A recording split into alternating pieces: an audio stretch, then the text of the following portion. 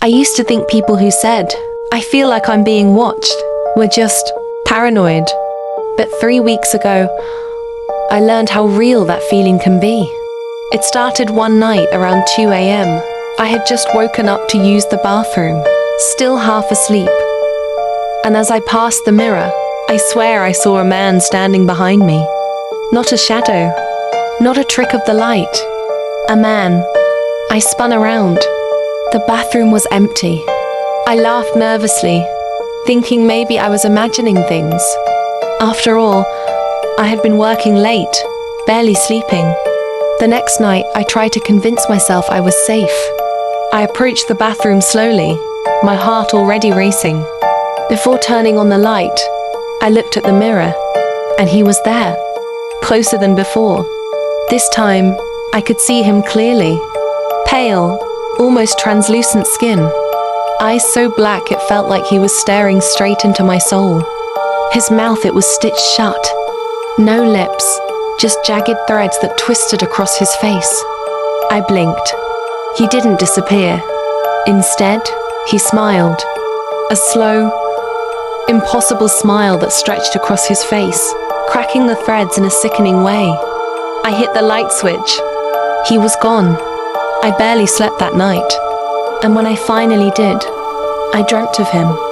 I dreamed I was back in my bathroom, and the mirror wasn't glass anymore. It was a void, and his hand came through it, reaching for me. The next morning, I told myself it was just a nightmare. Maybe I was stressed, exhausted. Maybe I really had imagined it. But the third night, that was worse. I covered the mirror with a towel. I didn't want to see him again. I didn't even want to think about him. Around 3 a.m., I heard something move behind the mirror. Soft, slow, dragging steps. I froze. The sound circled the room. Then, a whisper. A low, harsh whisper that felt like ice crawling across my skin. "Take it off."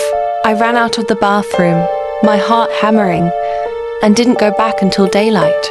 The next night, I thought maybe I could ignore it. I stayed up late, scrolling on my phone, trying to convince myself nothing was happening.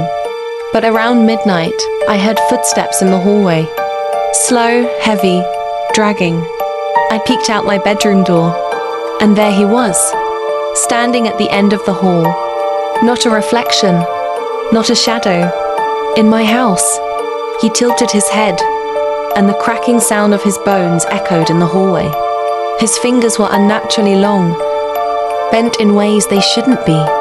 He pointed at me. Then he spoke, a voice that sounded like it came from everywhere and nowhere at once. "You shouldn't have looked at me." I slammed my bedroom door, locked it, pushed my dresser in front, called 911 while shaking so hard I could barely hold my phone. When the police arrived, the front door was wide open, but nobody was inside. They told me it was probably a break-in, but I know what I saw. That night, I walked past the bathroom. The towel I had put over the mirror was on the floor, and smeared across the glass, in something dark and sticky, were the words, "I see you."